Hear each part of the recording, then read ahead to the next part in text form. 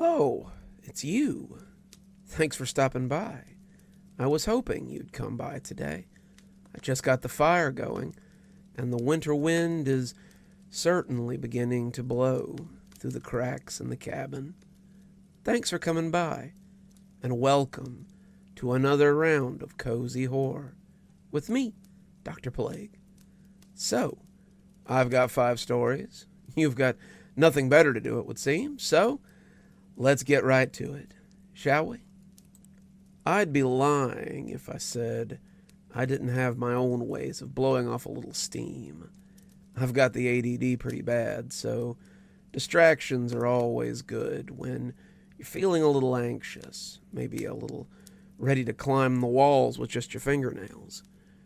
Well, today's writer has a similar problem, but it's a problem that's only amplified when his Karmagami is broken. I envy these kids nowadays. That probably makes me sound like an old fart, but they really do have a lot more options than we did when we were their age. My youngest is neurodivergent, while my oldest has ADHD, which is bad enough to sometimes give him terrible anxiety. We have any number of things around the house to help with said anxiety. Poppets, fidget spinners, fidget cubes, sensory blankets, you name it, and we probably have it somewhere. My youngest son picked them up early, and they seemed to help him cope with the stress that his autism often brought on. My oldest scoffed at the gadgets my son had, but he left them lying around, and my oldest started playing with them too. Now he doesn't go anywhere without his fidget cube, and his hands seem glued to it around test time. All I had when I was his age was a worry stone, and I probably worried away more than a quarry of them. So when my youngest left his Karmagami on the living room floor one afternoon, my first exposure to it wasn't exactly positive. If you're unaware of what those are, they're these little revolving toys that have different patterns on each of the faces. As you rotate it, the picture changes, and the transitioning images are supposed to be soothing. That, however, was not my initial reaction to them. He had left it in the living room floor beside the couch, right in a blind spot. So as I came around the corner one day, wanting to get a little lunch from the kitchen, I stepped down on the pokey end of the toy.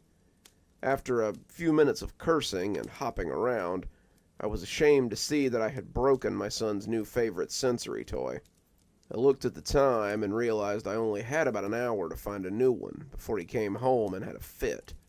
Quick trip to Walmart and $10 bought me an exact copy, but before I could leave, one of them caught my eye. It was a galaxy scene, the stars and nebulas giving me a strange, serene feeling. I decided to buy one for myself, feeling a little silly for wanting a kid's toy, but getting over it pretty quickly.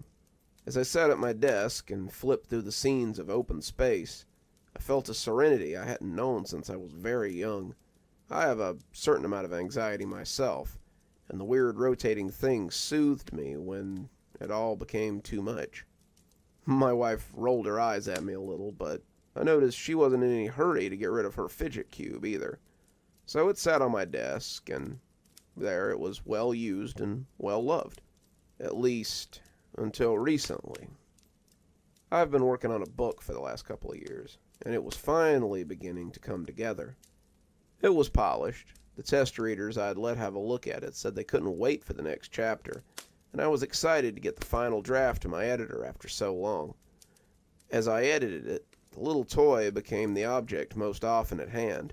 I would turn it over and over without thinking about it, the galaxy spinning as my tale spun itself closer and closer to completion. I was turning it as I worked my way through the last fourth of the book, when something besides the swirl of the heavens caught my eye.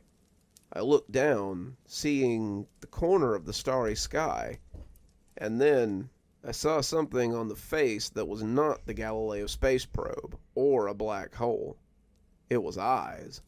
I dropped the thing in surprise, but I had definitely seen a pair of bloodshot eyes. I could swear the veins had pulsed a little, the pupils staring at me, and I had been so startled by the intrusion that I picked my feet up into my chair like I thought it might bite me. I reached down after a few seconds of sitting like that, feeling silly, and when I picked it back up, I could see the familiar black hole and space probe among the bed of stars. I shook it off, thinking I'd just been working too hard. Started flipping the little toy in my hand again. As the words began to fall comfortably into place, I forgot about the eyes. I put it off as an optical illusion.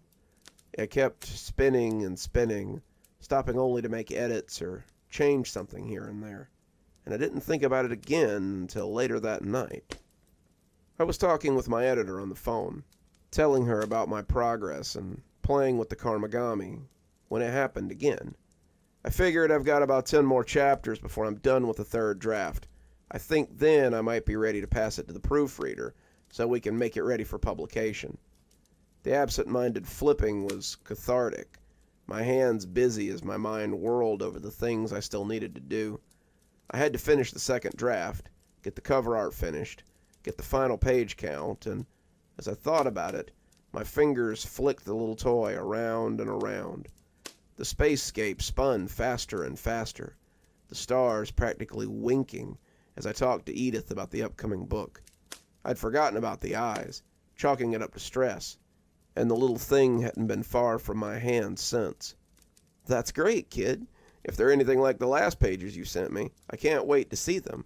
Did you fix the problem you've been having with the third part?" "Yeah, I think so. I changed it so Mark and Ted move away while he kills Taylor. But the little toy had nearly slipped through my sweaty fingers, and I looked down to see the eyes staring up at me again. They were boring into me, judging me as they glared daggers into my Notre Dame t-shirt.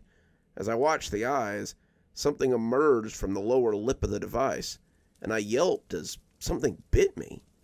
I dropped the Karmagami and the phone I was talking on, looking down at my bleeding thumb as I shuddered on the couch. My wife and youngest son looked over at me, not sure what had happened, and I heard Edith from the floor asking what was going on. I reached for the phone, but my hands were shaking as the bite on my thumb bled. I apologized for the surprise, but the rest of my answer was a little less excited. When I felt my thumb throb, I looked down to find that the thing was back in my hand. I wanted to drop it, but I just couldn't make my hand release it. The space scene was back again. The eyes and teeth were gone, but my hands shook a little as I flipped through the pictures. I spoke absent-mindedly to Edith, but my eyes kept flicking down to the little puzzle toy.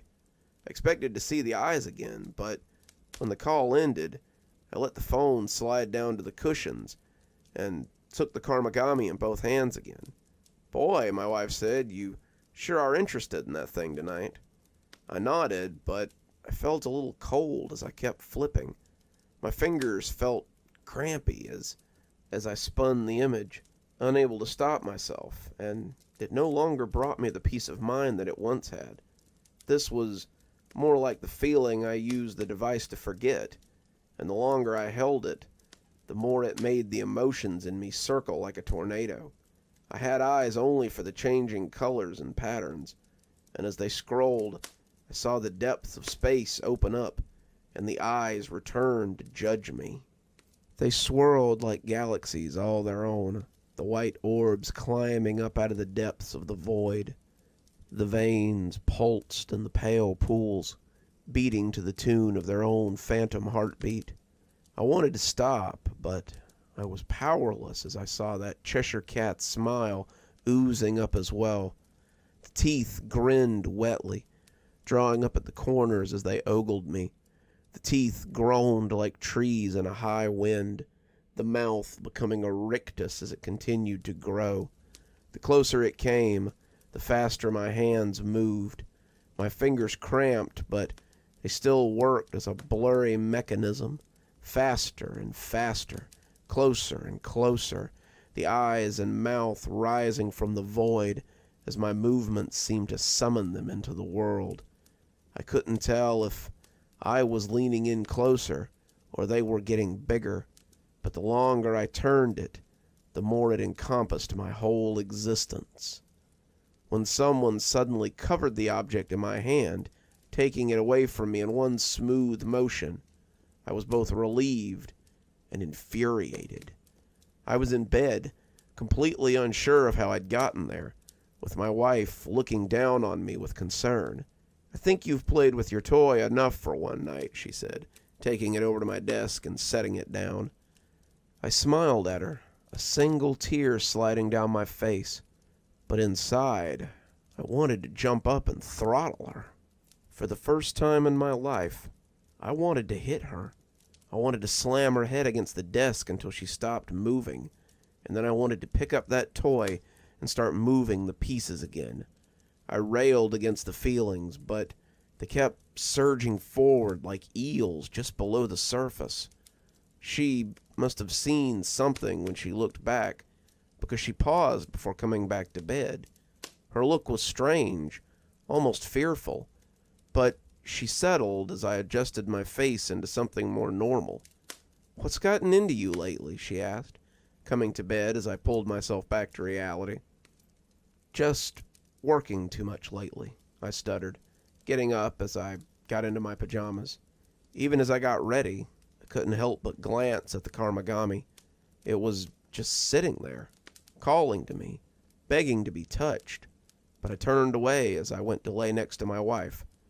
The urge to hurt her had passed, and as we settled into bed, I felt like my old self again. I just needed a little distance from my favorite worry stone, and as I drifted off, I made a mental note to just let it sit there tomorrow. I closed my eyes and opened them in a dream void. I was floating naked in space, a long umbilicus sprouting from my navel. I was drifting, moving towards the last thing I expected to find out there. It got bigger the closer I floated, and I expected that it would suddenly burst open and reveal a bright flash of light. Maybe this was where the eyes came drifting from, though I'd certainly never seen it on the stickered background of my fidget toy. The door was massive, roughly 20 feet tall, and it only got bigger the closer I got. As it loomed up before me, I suddenly found myself not wanting to sit in that shadow. I didn't understand how it still had a shadow. Did things have shadows in space? I didn't know, but I didn't want to come anywhere near this thing, as little say as I seemed to have in the matter. It opened suddenly, as I had expected, bathing my eyes in star-dazzling light. As I shaded my eyes to see what was coming through, I saw those glittering teeth as they opened wide and came down loudly around me. I came awake with a deep gasp, finding only my sleeping wife and the dark room. It was still on the desk then, that hateful pyramid, but I don't believe it stayed there long. When I woke up the next morning, my fingers ached, and I was already spinning the galaxies in my hand. My arms were shaking from exertion, the eyes and mouth already growing as they threatened to break the bonds of the Karmagami. I threw it away before I could think better of it, and when it burst against the wall, my wife snorted before falling back asleep. I just sat there for a moment, hands extended, not sure where I'd found the nerve. It was the last thing I had wanted to do, but now that it was star-strewn pieces on the ground, I felt more at peace than I had in days. It couldn't haunt me anymore, couldn't make my fingers cramp, my head ache, but even as I slid back under the covers, I could feel my fingers wanting to work the puzzle yet again. When I woke up and found it sitting on the desk, right where my wife had left it, I almost cried. Over the next few days, the little thing was my obsession, despite my better judgment. If I was awake, the little puzzle was spinning, spinning, spinning in my hands. My pages were forgotten, my family ignored.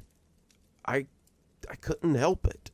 My mind was consumed by nothing so much as freeing whatever was trapped inside this thing, even though I was truly terrified of it. I would come to the precipice, the eyes ready to pop free of the canvas which held them, only to drop it before the snapping teeth could bite me. I would resist its pull for a few minutes, an hour at the most, but then I'd come to and find it in my hand yet again. My wife stopped nagging me about it after the second day, just sighing disgustedly anytime she saw me fiddling with it. At some point, she left to take the kids to school, and they didn't come back. I was aware of them the same way I was aware that every 8 hours I needed to eat, but I don't think it truly registered as something to be worried about. The phone was ignored, sometimes my body functions as well, and before long I was simply sitting on the living room floor in my own filth, my fingers rustling the drapes a little as they worked the picture at an eye-watering pace. I'm in one of my little breaks now, the device thrown against the wall as I try to resist the urge to use it. I took the time to get this down, hoping it would find someone, anyone, who might be having a similar problem. Sometimes the things that bring us joy are also the thing that destroys us. I don't know what sort of otherworldly being resides in this hunk of plastic and adhesive pictures, but it gets closer and closer to being born every time I pick the Karmagami up. For your own sake, if you ever see the eyes, don't fall into the same trap that has me.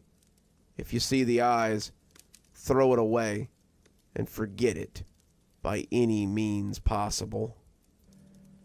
A warm fire, good company, a cup of coffee, a nice, cozy blanket. Who could ask for anything more? We've all had our fair share of ups and downs, but sometimes those are times that are made better by good companions, especially when those companions are children. But today, we'll find out what happens when the subject of today's story loses track of his kiddo and can't explain where he's gone. So let's ponder the strange graffiti left by someone who misses their daddy. I can't explain it, but he's been here the whole time. No one believed me.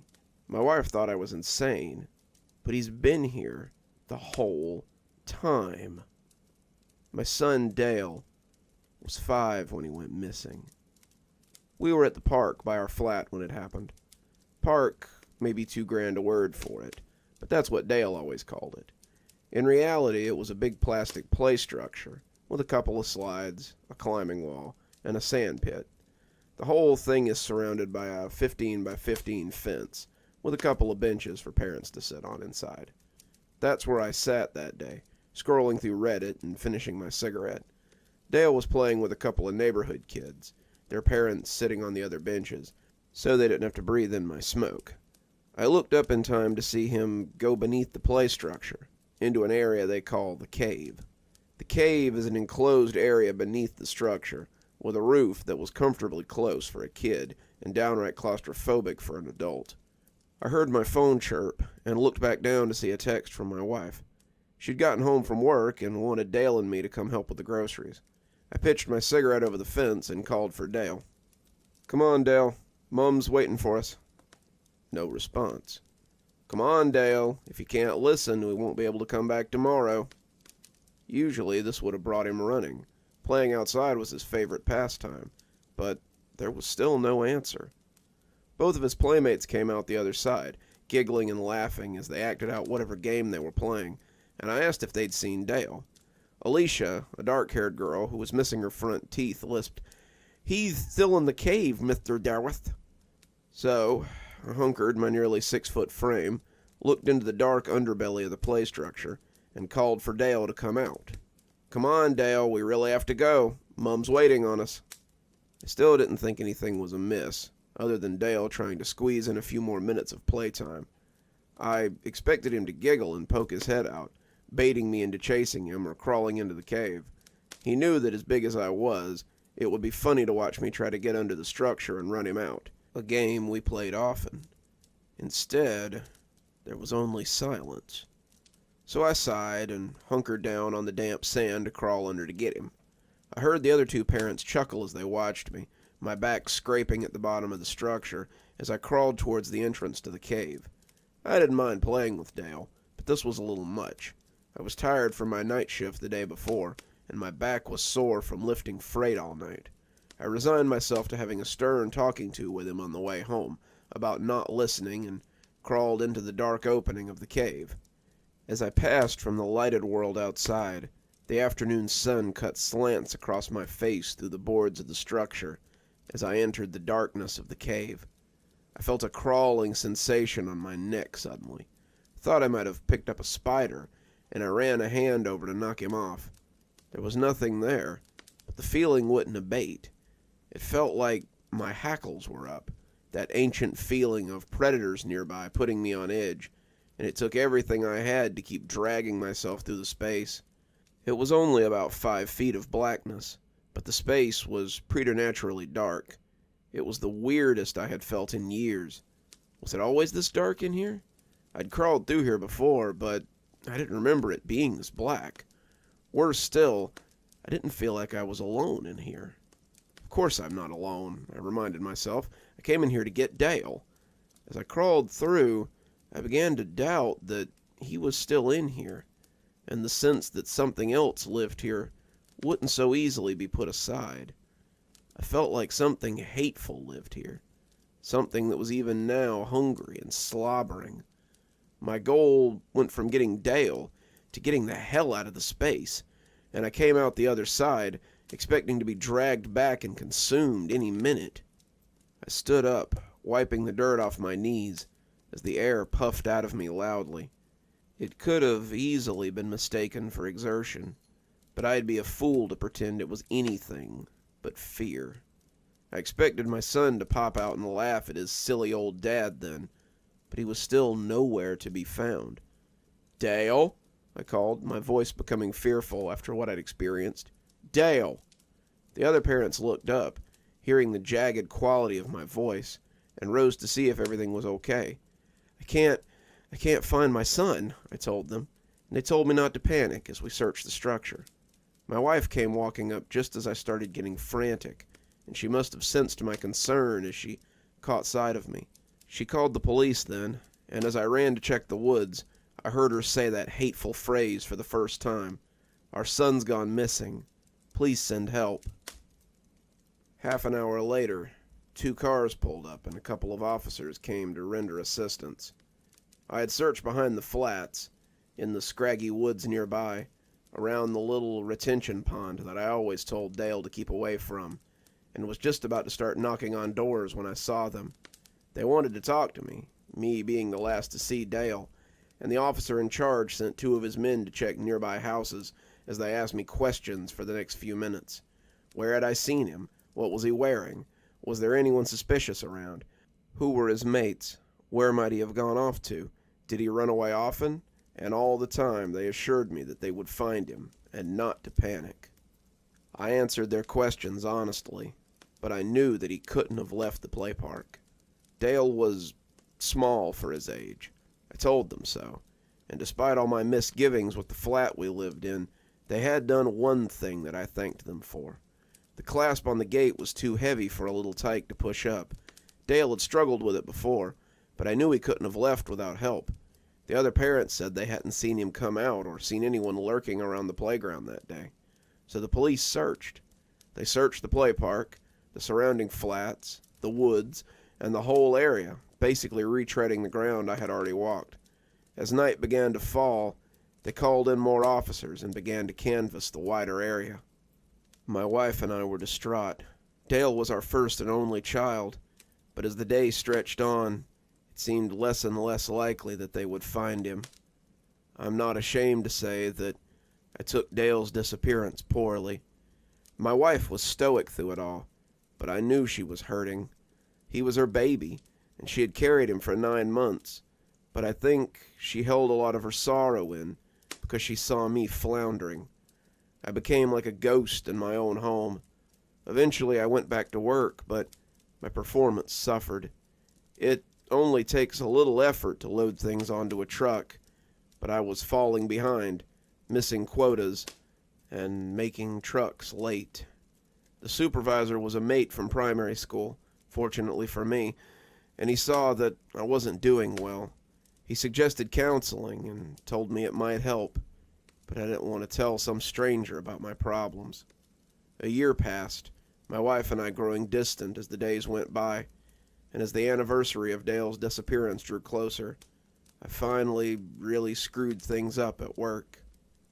I can't even say that it wasn't my fault, because it absolutely was. I was operating a lift, something I'd done since I got certified at 19, and as I backed out with a load, I hit a riser. It wasn't a hard hit, just a bump really, but the legs on that particular riser, as it turned out, were getting ready to give way.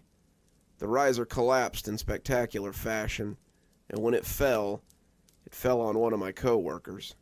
He lived. They managed to get the pallets off of him before they crushed him, but it broke his collarbone, and he had to be hospitalized. My supervisor was furious, but I could tell he was trying to hold back in the face of my sincere grief. I'm recommending you take a couple of weeks unpaid leave. If it were anyone else, I'd hand them their walking papers here and now, but I know you need help more than you need a trip to the unemployment line. Take these 2 weeks, sort your life out, and return to work. If this happens again, mate, I ain't gonna have a choice.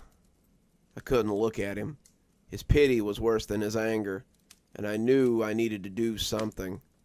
I nodded, mumbling a thank you, and he showed me out of his office. I walked around for the rest of the night, trying to figure out what I was going to tell my wife, and finding nothing.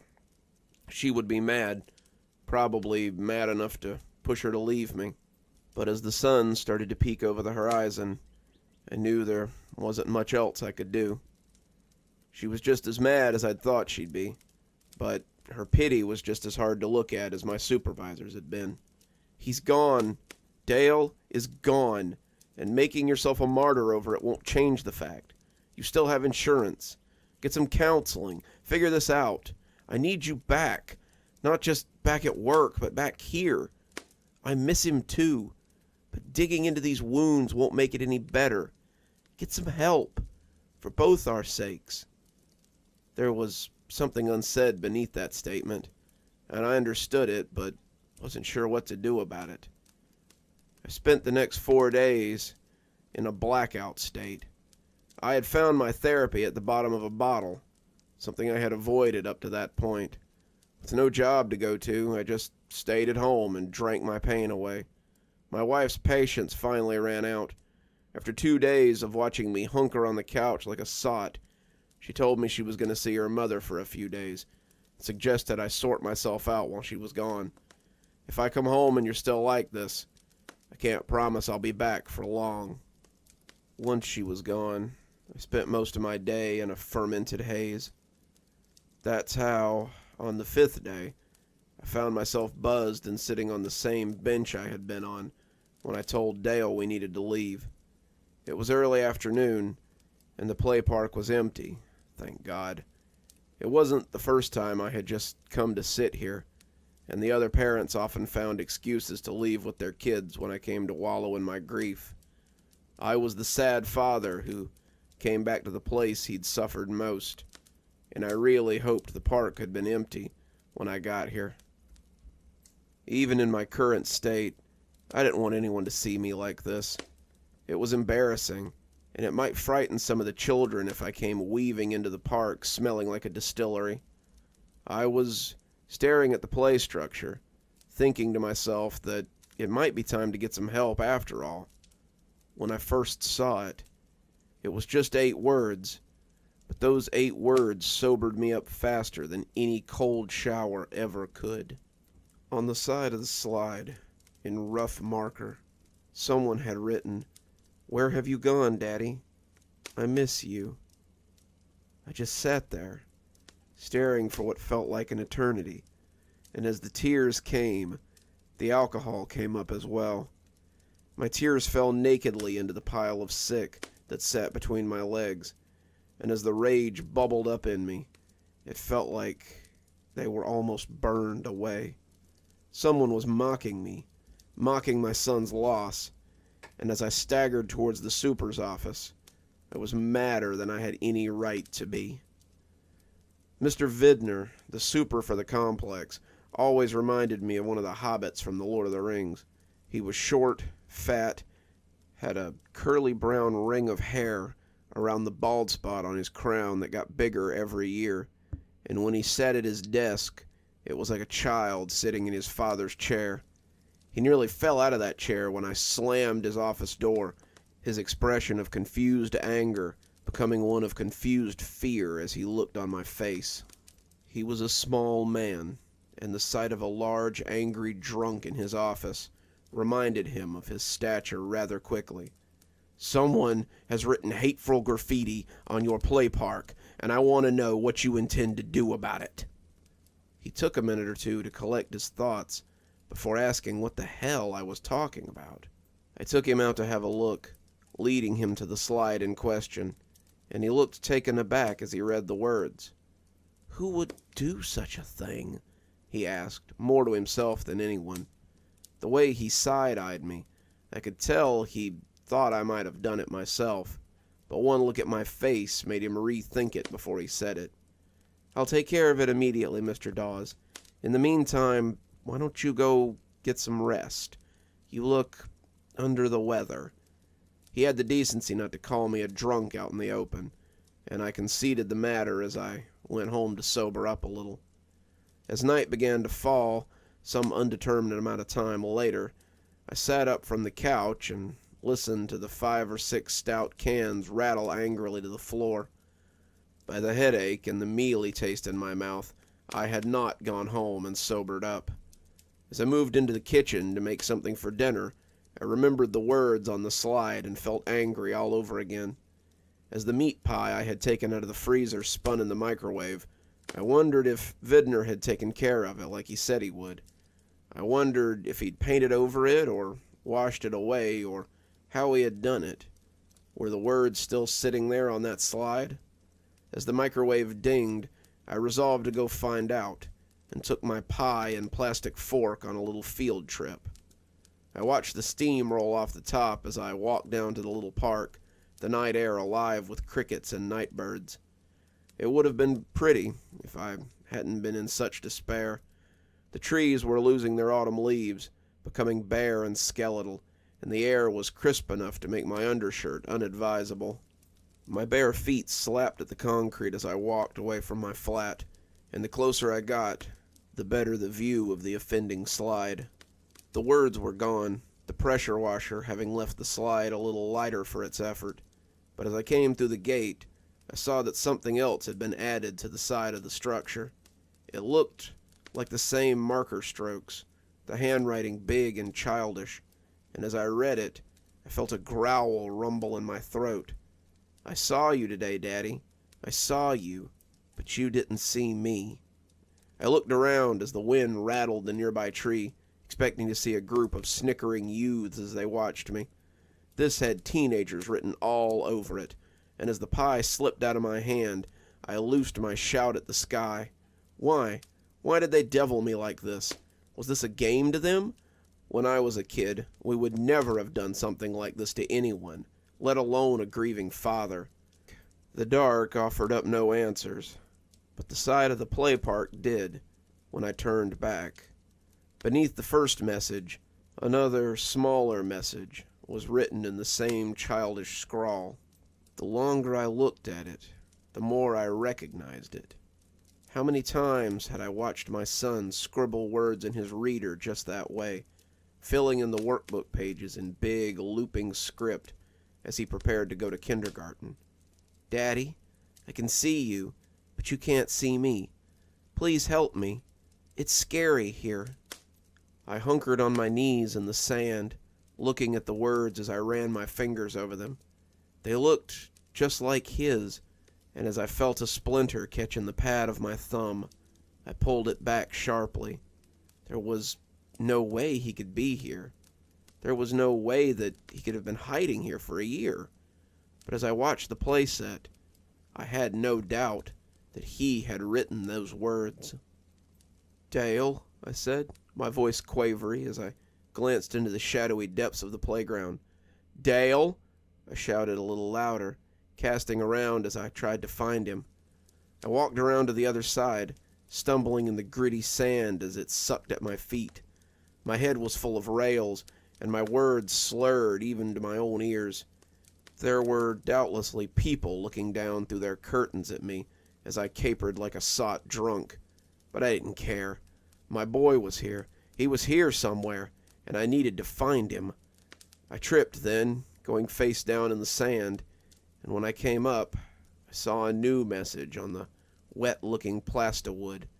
It was hard to see in the shadows that I sat in, but as I got closer, I put my trembling fingers on it to make sure it was real. My fingers came away tacky, the tips black as if they had touched wet marker.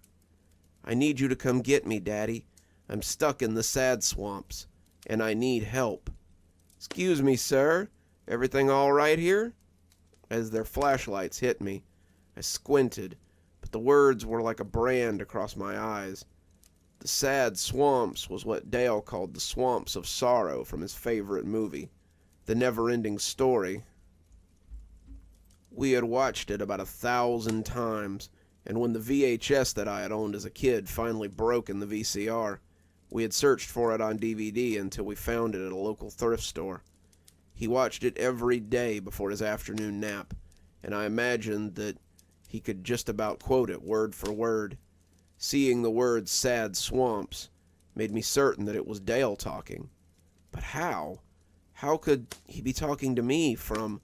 The light was right in my face now, and I pulled up a hand to block it. Some of your neighbors were worried.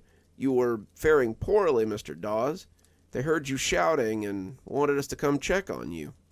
They were being kind. It seemed that everyone was being kind these days to poor old drunk Mr. Dawes. But I didn't have time for them. I'd seen something under the edge of the play park, half a word that was buried in the shadows. It was his latest message, and as I staggered towards it a little, I hoped it would tell me how to get to him. What happened? One of them asked in his jovial tone as he leaned down. Why flock you out after you came home snookered? Well, we can get you a place to sleep it off, sir. Never... He had put a hand on my shoulder, but I pulled away from him as I tried to see the words that were written beneath the structure. It was just 6 words, but I couldn't see the last one, and the last one seemed very important. The police grabbed a hold of me, but I fought to get away as I tried to see that last word. I got as close as I could, both catching me under an arm as they pulled me away from the structure, and finally I saw it. I repeated it again and again as they put me in the back of the car, all the fight out of me now, wanting to commit it to memory before my drink-addled brain made a muck of it. We'll phone the missus and let her know that she can pick you up in the tank, Mr. Dawes. If she don't wanna, then I guess you're sobering up on a bench for the night, so long as you don't try any more of that. I ignored them as we left the parking lot, my flat disappearing behind us as I repeated those 6 words like a mantra. Look for me inside the cave. The police hadn't been wrong. My wife was livid. She came down to the station, her clothes clearly thrown on hastily, and glowered at me through the bars of the holding cell. It was just me in there with a few old gaffers, and they were snoring in a corner as I slouched on the bench. I was still imprinting those words on my brain, mumbling them like a magic spell, when I heard her voice and looked up into her scowling face. I can't believe you've done this. It isn't enough that you get sent home from work, that you do nothing but blunder around like an old tramp, and that you won't get any help for yourself. But now you go and get yourself tossed in the drunk tank. I'm done, Malcolm. Do you understand me? This is the last straw. I won't stay here and watch you destroy yourself. He's alive, I rasped out, and when she looked back at me, I saw all the anger leak out of her, only to be replaced with pity. I miss him too, just as much as you do, but you have to let him go. It's been a year, Malcolm. He's not coming home. It wasn't your fault what happened to him. You have to stop blaming yourself for this. He's been leaving me messages at the play park, Stephanie. I can prove it. Come with me and I'll show you. We can find him. We can be a family again. We can... But she cut me off with the first sob I'd heard from her in months. I'm leaving, Malcolm. When they release you in the morning, don't call me. Go back to the flat.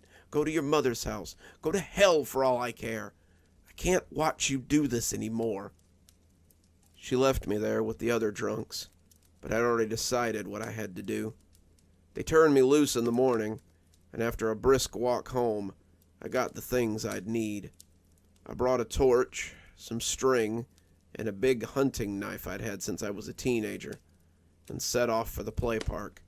It was early morning, and I had the place to myself, save for the pigeons still gobbling at my spilled pie remains. I didn't see any new graffiti, but I didn't need any. I knew where Dale was, and as I got on my hands and knees, I crawled around the playground and into the cave. Even in my assuredness, I felt foolish as I moved into the cave. It was dark, but I could still see the light streaming in from the other side. I didn't feel that same sense of foreboding like I had before. No sense of monsters coming to gobble me up, and I turned on the torch as I checked out the corners. The cave was a box of 4 walls with a roof of thick plastic overhead, and I should have been able to see all 4 walls. 3 of the walls were normal enough, but as I looked to the west-facing wall, I was aware of another opening that led into a space that shouldn't exist. An opening between that led into deeper darkness. As my torch turned against the encroaching blackness, I turned my body in a ponderous circle and started crawling into it. If I meant to get my son back, I would need to hobble into the sad swamp and come out the other side. In contrast to the dark cave behind me, the space I entered was pitch black. The edges of my light curled oddly, the darkness seeming to retreat around the edges like felt as I moved in deeper. I wasn't underground. I was still heading forward, but given the dimensions of the play structure, the place I crawled shouldn't exist. The length was wrong. The longer I crawled, the more I expected to wake up and find that I had fallen asleep in the drunk tank. The space was cramped, but felt vast as it stretched on. It was like an abandoned underground cave, the claustrophobic passage threatening to collapse on me at any minute. Besides being black dark, it was also utterly silent. Besides the crunch of my knees as they moved over the sand, no other sounds seemed to exist. My own labored breathing seemed to be absorbed by that thick midnight around me, and every painful drag of my body sent a spasm of need through me. It was a primal need, a need to stand at my full height and stretch my arms up, a way to dissipate the confining gloom that hung around me. The same part of my brain made it pretty clear, however, how bad an idea that would be. What if my hands should pass into that darkness and never return? What if the darkness came back with the hand? I kept crawling into that inky soup, wondering if I would simply wander here forever. It was pitch outside the protective beam of my torch, and with every struggling shuffle, I wondered why I didn't turn around and go back. Nothing could survive down here. Nothing could live in this pitch blackness. If I didn't go back now, I'd never find my way out, and be forced to wander endlessly in this void until my torch went out. And then what? I knew I wasn't alone when I heard the soft scuff of feet on sand. I looked into the black expanse, expecting to see the beast that had terrified me the last time I found myself in this nothing. The beam of my torch didn't go very far. At the end of the light, I could hear the scuff of bare feet on sand, though. Something was coming towards me, and I wasn't sure what I was hoping to find. Would it be my son, or would it be a monster to end my journey? When a dirty, half-starved little boy buried me in a hug that circled my shoulders, I knew I'd found him. "Dale?" I whispered, but he could only nod and cry against me. I didn't waste time or breath. I just scooped him up and didn't stop moving until I was back in the lighted world of the play park.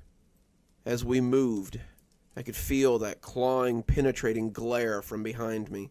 Something had noticed I was taking its prize, and they were unhappy. I kept crawling, kept pulling, but I could hear those scrabbling feet as they kicked up sand.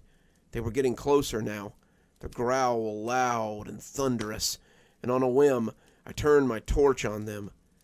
Bathed in the light, they yelped wildly and kicked up sand as they backpedaled. I didn't dare look back to see what was tailing me. I put on a burst of speed, crawling like our lives depended on it, and when I collapsed in the light of day, I was aware of people shouting at me to get out of there. Their kids were asking who I was and why I was so dirty, but they must have thought I was a bum. When they saw Dale, they tried to take him from me, but I held on like my life depended on it. And when they finally recognized us, I heard their anger turn to surprise. They took us both to the hospital, and I'm glad to say that aside from being underfed and very dirty, Dale was completely fine. My wife came to the hospital, and we both cried as she apologized for doubting me. I refused it, telling her she had nothing to apologize for. I doubted myself. I fell into the bottle and nearly lost myself in my grief. I should be apologizing to you for putting you through this for the last year. She sat with me at the hospital, both of us afraid to take our eyes off Dale as he sat placidly in his hospital bed. I asked him about what he had gone through, but he couldn't tell me much. He said that he got lost in the cave, and he crawled and crawled until he came out in the play park again. Only it wasn't his play park. The play park he found was different, and me and his friends were gone. The sky was sort of purple, and the clouds were too thick-looking to be real. I couldn't get the gate open, but that was probably good. There were these big things that would come by like living shadows, and they would look at me like I was an animal in the zoo. I drank some water from a gross puddle, but there was no food. Sometimes I went to sleep in the cave, but I always felt like something was watching me in there. It never tried to hurt me, but it always felt like I was hiding and waiting for someone to catch me. I thought I was going to starve before I heard you breathing in the cave. I had to run away to get away from some shadow people who were looking for me, and I heard you down there and went to see what the sound was. I asked him about the messages, and he said he had found some kind of marker in the sand over there, and that was about the time he started seeing a shadow inside the play park. I knew it was you. Somehow I just knew it was you, but you couldn't see me. So I started writing messages, hoping you would see them. I guess you found them. The strangest part is that Dale swears he was only there for a week. He says he kept going back into the cave, but he only slept a few times while he was away. What's more, the doctors say he doesn't appear to have grown in the time he was gone. His dental records and growth structure are the same as when he had a checkup about a month before he disappeared. I'm glad to have Dale back, but I don't let him play in the cave anymore. We still visit the play park, and I still let him slide on the slides and run on the structure like he used to, but he's forbidden to go underneath anymore. It's a rule he doesn't mind following, lest he get lost in those dark tunnels for a second time. Good stories like that always put me in the mood for a nap. How about you? Think maybe a nap might be in your future? Family history is always a little important. We've got photo albums and stories and maybe a homestead, maybe family legends passed down. Well, today's story is a little something like that. So, let's find out about our good friend and his letters in the attic. I inherited my parents' old house about a year ago. As a single guy in his mid-20s, this was quite a windfall. My mom had died of a stroke in the upstairs bedroom, a room I kept mostly locked up. I never knew my dad. He split before I was born, but the house was something he left to my mom before disappearing. It was a house that had been in his family for generations, and it was the only piece of my father that I had left. My grandparents have been dead since before I was born, and my father was an only child. That being said, there was no real family to inherit the family estate, except for my mother and I. As an only child myself, my father had never really got around to siring any other brothers or sisters for me. I had never really wanted for much. Dad's estate took care of the bills, my education, and the upkeep of the house. I always kind of wished he had stuck around if he'd gone that far, but I suppose it had finally caught up with him. Mom always said that Dad was an eccentric, a scientist who studied weird stuff for a research facility, and whatever he did must have paid well, because I'd made it all the way through college without even touching the trust fund that Mom had set aside for me. And now I had an 8-bedroom, 3-bath mansion in need of some serious renovations. I decided to start with the attic. The attic had always interested me, even when I was a kid. I used to play up there, looking into the old chests and peeking into armoires and scaring myself with make-believe ghost stories. It was nice up there, though. The stained-glass window that overlooked the street always made little rainbows on the wooden floor just for me. I wanted to clean it up a little bit and build an office up there so I could do my accounting and bookkeeping in peace. The problem was that it was structurally unstable. The wall was a crumbling old brick, the mortar trying to let go for the last 40 years or so. I was afraid it wouldn't take much more than one good windstorm to knock it in, and I really wanted to fix it up and work my way down. As I started cleaning it out, I was delighted to find that the attic might actually pay for its own renovations. It was packed with old furniture and antiques that I found some interest for with the local antique dealers. I took a few pictures on my phone and sent some to the local antique shops. They seemed all the more enthralled to get their hands on them. I separated off the stuff I wanted to sell, keeping a small pile of things that I did not. After a couple of days of men with dollies coming in and out of the house, I found myself about $25,000 richer. The old antiques had more than paid for the facelift, and I started looking at supplies to replace the old brick with. I didn't know if I'd have to replace the beams behind it, but I suspected that I might. Mom told me that Dad had said the attic was one of the few original parts of the house, which had apparently been built in the late 1700s. It was one of the first large homes to be constructed in the area, and his ancestors had received it from some fellow after working the land for him. They had been less indentured servants and more live-in caretakers.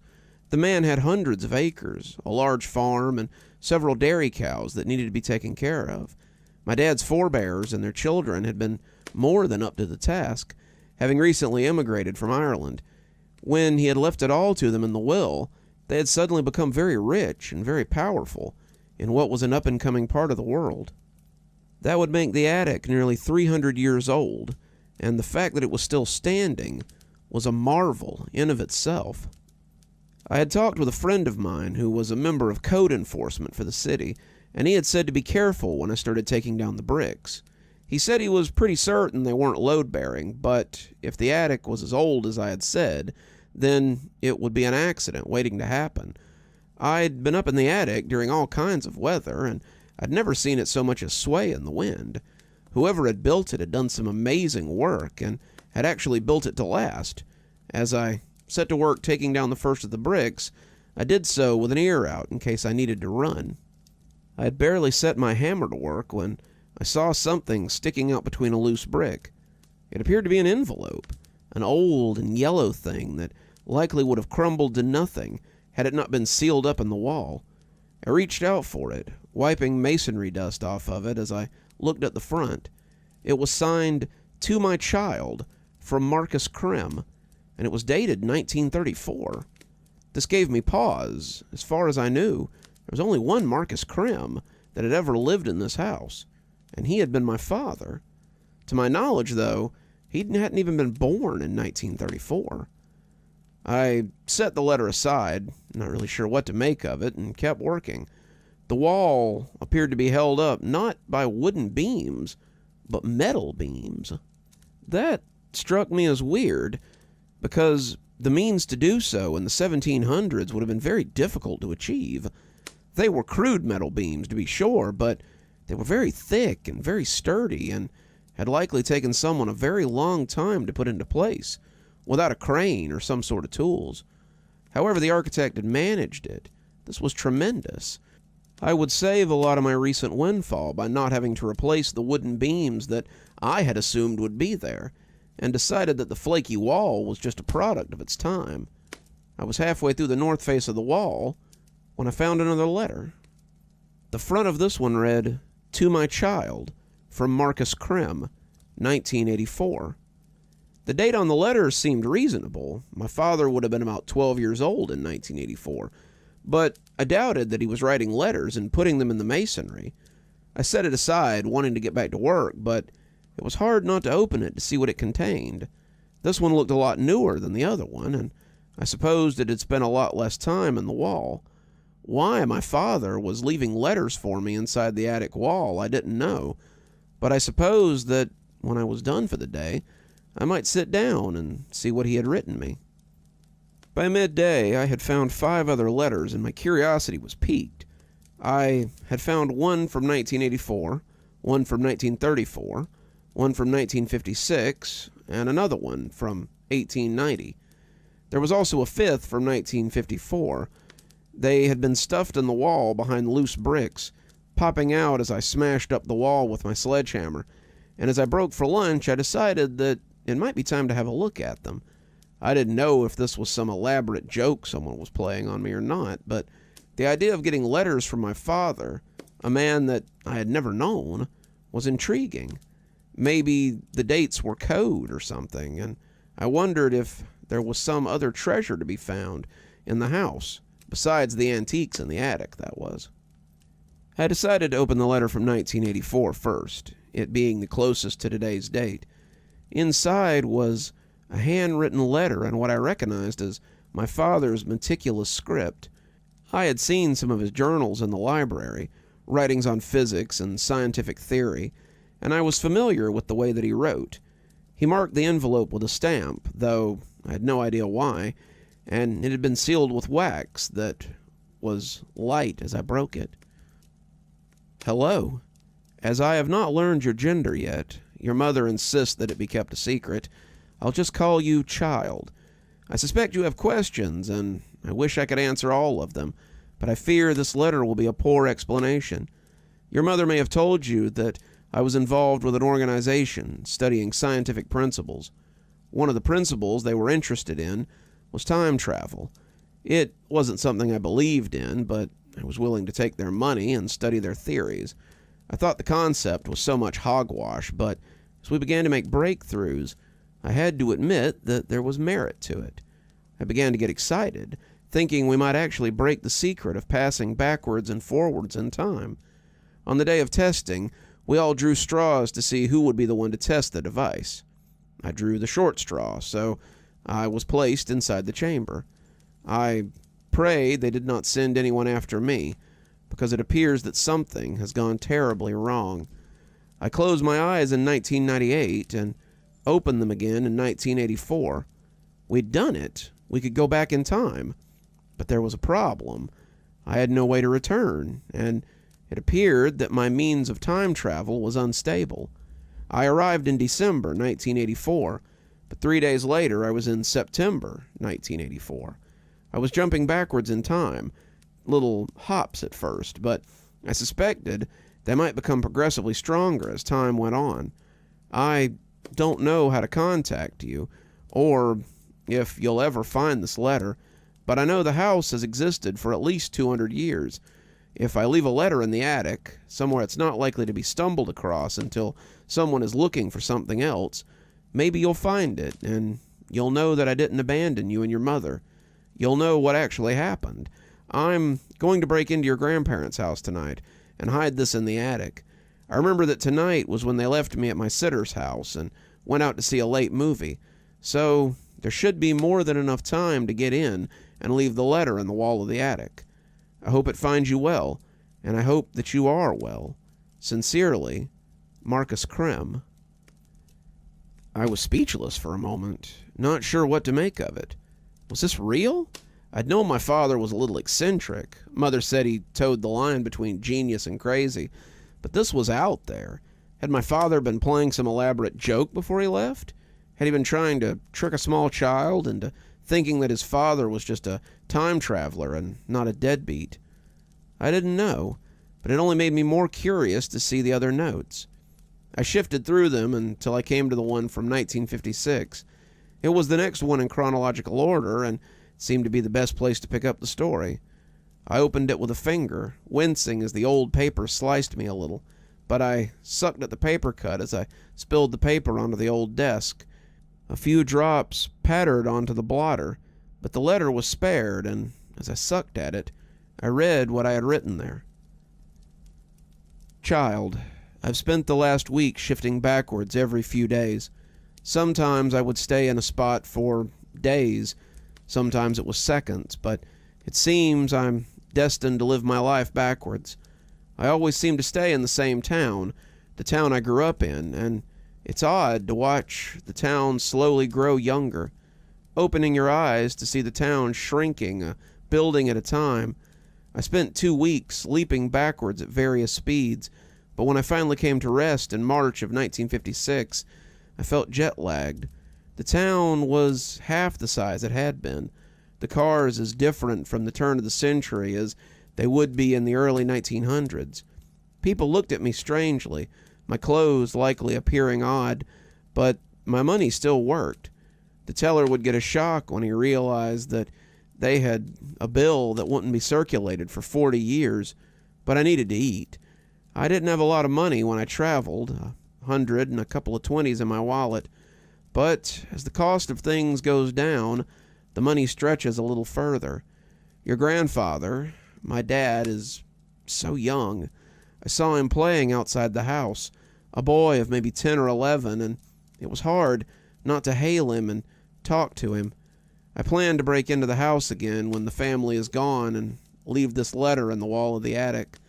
I better do it soon. Who knows how long I'll have before I travel again. I hope you're doing well, and hope your mother is also well. It's strange to talk to someone you've never met, but I hope these letters shed some light on where I've been and why I haven't been in your life. I was beginning to think the notes had been left by my mother, but how would she so expertly duplicated his handwriting? All of Dad's journals were written like this, the same meticulous script, and it even sounded like the voice I'd always given him when I read his journals. He would sound like a scientist, like my science teacher had when I was in school, and as I reached for the next letter, I came across the one from 1934. The envelope was ancient-looking, the outside yellowed and sealed in the same wax the others had been. The wax on this one was brittle with age, and it crumbled under my fingers as I broke it. I started to slide my finger under the adhesive, but looked in the desk till I found the letter opener I remembered seeing there. A quick slash, and I had the note in my hand. Child, I went to sleep 2 days after delivering the letter to the wall, and woke up 60 years in the past. This was the longest jump I've ever made, and I had to write this one quickly before it sent me sailing off again. The town looks more like Mayberry from the Andy Griffith Show than the bustling city I remember. Main Street is here, as is the post office and the police station, but everything else has changed. There are stores, but they seem less grand than the ones here before them. The house is still here, and I can see my grandfather as he sits on the lawn with my grandmother, both of them in their senior year of high school. Grandpa will get his draft letter in 6 years, taking him out of the steel mill before the explosion that kills so many, saving him and probably saving me from not being born. Grandma will give birth to my father a year after that, and Grandpa will come back from France with a few scars and many memories to regale his son and later his grandson with. I never knew my great-grandfather, not well enough, and it's odd to see them as they go about their lives. I've seen men going into the house the last few days, men doing work on the study on the second floor, and have managed to get a pair of white overalls and a cap from a clothesline. Tomorrow I will mingle with them and drop this letter in the wall, if I'm not years farther from where I started by then. I sorted the remaining letters, my work forgotten, and decided on the one from 1890. It was the next one in sequence, though that sequence was far out of whack now. My hands shook a little as I opened it with the letter opener. Fake or not, someone had gone to a lot of trouble to set this up, and the story was so good that I had to know how it ended. My work was forgotten, the mystery too much for me to put down now. As the wax seal fell to brittle shards on the desk, I took out the thick and uncomfortable paper that had been laid into the equally heavy envelope. Child, it appears I sealed my letter in the wall at just the right time. The house was fumigated the next day, and it would have been nearly impossible to get back in. I also traveled again 4 days later, and this was one of my most hectic trips. I would be stuck in a time for a day or two, but just as I would pen a letter, I would be dragged backwards into something else. I've started trading my money for gold and silver as I go farther and farther back. I'll soon come to a time when paper money means nothing, and then I might as well burn the notes to keep me warm. Gold, however, maintains its value, as does silver, and so I now have a few actual dollars left, and some mintings of gold and silver on my person. I've got them hidden in a backpack that also seems to travel with me. I wish I had experimented with this a little more, but even though these letters are decades apart, I've really only lost a month at the most. It feels like just last week when I opened my eyes in 1984, but I'm becoming worried that I might be slowing down a little. This last trip has brought me to 1890, and the town is little more than a general store, a saloon, and a collection of frontier businesses. I had to steal more clothes. My modern attire marked me as an outsider. I'm thankful that I traded for gold. My money would be useless out here, but gold is always useful. The house is still here too, but I've skipped 4 or 5 generations. The house is now a plantation, the land worked by field hands, and the house is set considerably out of town. I went there to seek field work, but they thought I was a cousin who'd come to call. They put me up, showing a lot of the old world hospitality I've always heard so much about, which will make it easier to hide this letter. I hope I come to rest soon.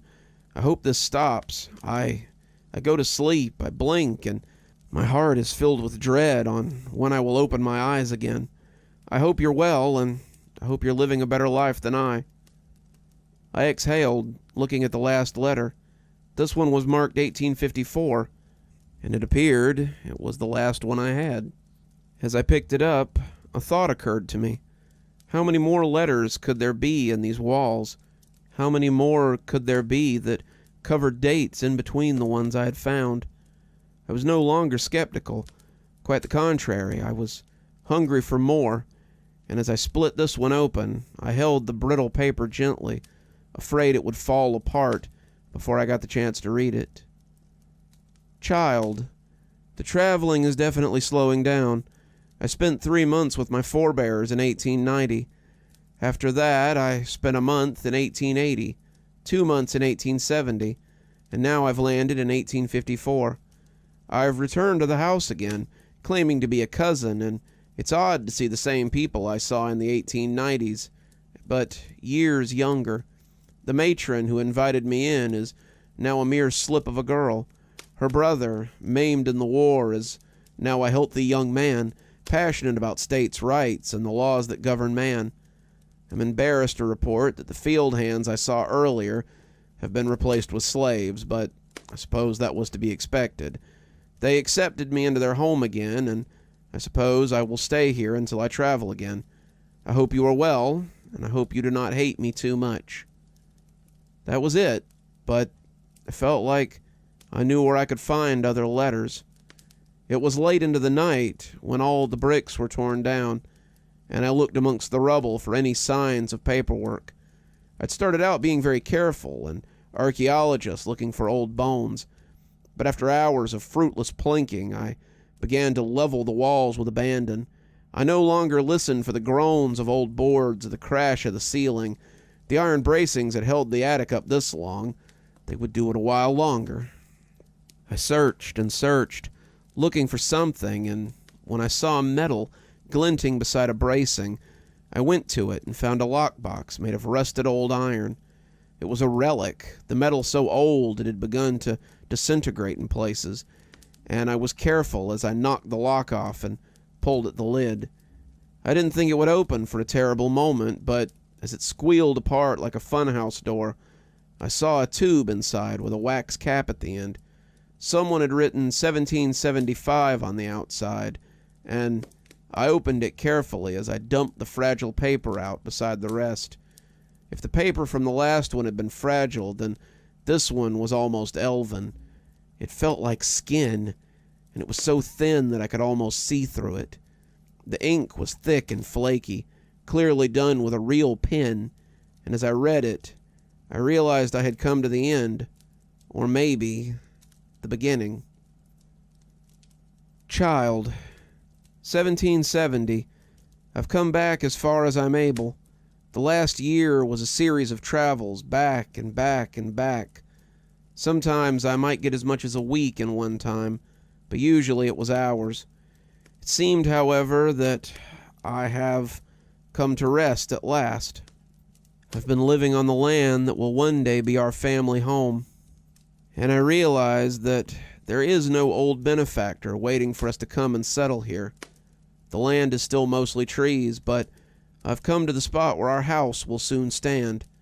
I went into town, the closest town I could find, and purchased it for what I would consider a pittance. The man at the trade office seemed surprised by the amount of gold I had on my person, but it would seem like nothing to someone from our time. I had co-workers who had begun to lay gold back for the coming millennium, sure that the banks would crash and the money would be useless, but out here, money is nothing more but paper and ink. I was able to buy 100 acres and secure enough supplies to build the house and start the farm. I've shown them how to make metal beams, something that I took for granted in my world of metal and glass. The house will be strong, no wooden beams to break and bend, and I secured enough strong backs to help me build it. 1773. The construction is done, for the most part. The attic was difficult to build with their current level of technology, but I think they did okay. The house looks just like it always has, and as we set up the barn and the fields, I have begun to loan money to those who are in need. The interest alone has made me wealthy and become quite well known in the area. The workers I've hired have settled land nearby, and I believe they are establishing the town that will one day encompass this house. 1775. I've lived here for 5 years and have not traveled once in all that time. I think perhaps whatever moved me has dissipated, and I'm now here for good. The town is doing well. They've established a general store and are now a steady trade route on the road west. I have men who work the land for me, who tend the cows and the sheep as I sit in my mansion and rake in the profits. Life is good, but I am aware of what is to come. I'm no fool, and I know where this path will take me. 1780. I saw them today. They came to the house, asking for work. My 8 times great-grandfather came onto the porch with his hat in his hand and begged me for a job. He said his wife would be happy to be my cook, and his children would help with the land. That sounded fine to me. Most young men who helped me build the house and work the land have gone to fight in the Revolutionary War, and have been struggling to keep up with the chores around here. Thomas has 10 children, a good Irish Catholic family, and the youngest is old enough to help with the day-to-day affairs of the farm. I agreed to hire them on immediately. I am the generous benefactor my family legend speaks of, and I will be dead in the next 15 years. I may have stopped traveling, but I can feel my body aging faster than it should. 15 years is a long time, but I'm sure it will seem like no time at all to me. 1785. The war has been over for 2 years, but a lot of the men who went to fight haven't come back. I'm going to finish this letter and put it in the attic while I still have the strength to do so. I'm barely 50, but I look like a man in his 70s. I can barely make it up the stairs on a good day. I don't know how I will live another 10 years, but I know that if I don't get this on the wall, it may be my last chance. It's sobering to realize that I am the one who's responsible for my family's wealth, the one who made it possible for those who come before me to live in relative ease, but I suppose that's the way of it. If you ever find this, I hope you won't hate me too much. It was not my intention to leave you, but I see now that I would have likely been a terrible father. My work held too much of my attention to ever take you to a baseball game or sit with you and spend an afternoon on the couch. I would have neglected you, and for that I am sorry. This, it appears, is my gift to you. Use it well. You never know when you might be called upon to make your own history. I love you, and I hope you are well. Yours always, Marcus Krim. I sat at the desk and just looked at the collection of letters. It was my dad. He had built the house. He had set our family up. Then he had died without telling them who he was. It was unthinkable, and I realized I had no way to prove any of it. There would be no records going back that far. The original owner of the house had lived before the town had, and the receipt of bill of sale would not have survived. I suddenly wished that Mom was here. She would have wanted to see the letters and would have likely believed them without question. I wished a lot of people were still there, but there was no one to substantiate these claims. I wondered if this was how Dad had felt as he walked to town to begin building his house. Had he felt so utterly alone, knowing that his only real family was still 10 years away in a place that he had never seen? I felt so alone, so utterly desolate, and I sat there looking at the letters and thinking until the sun made rainbows through the stained glass. As I did, I saw them fall on something I had missed. It was wedged far in the back, behind one of the braces, and I walked towards it like it might bite. It was another tube, this one carefully placed so that it wouldn't be jostled or broken when the time came for repairs. I opened it, and inside was a beautiful oil painting of a man sitting in the parlor downstairs. The blues looked a little different, the curtains in the style of the late 1700s, but the man sitting in a wing-back chair was someone I knew. I'd seen his picture before, but he had traded his white coat for a dark, rich suit. His hair was short, more orderly, and he'd grown a mustache. But I would have known him, even if he had a beard. It was my dad, and I knew what I would find when I carefully flipped the painting over.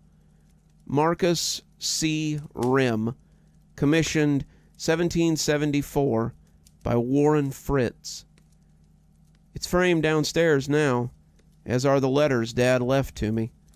I think I cherish them more than the house, as well as the knowledge that Dad never really left us. He's always been here, making sure our way was smooth from a gap of generations. I don't know if you can hear him over the microphone, but during that last story, one of our furry friends here came to join us. He's just another cozy part of the day, one of my favorites, just like you all. I would hope that everyone listening has found that special someone that really just sets your heart on fire. I know I have several people in my life that certainly bring me joy. And of course, there's all of you, my constant companions. But if you found that certain someone, I certainly hope It's a little easier than the subject of today's story.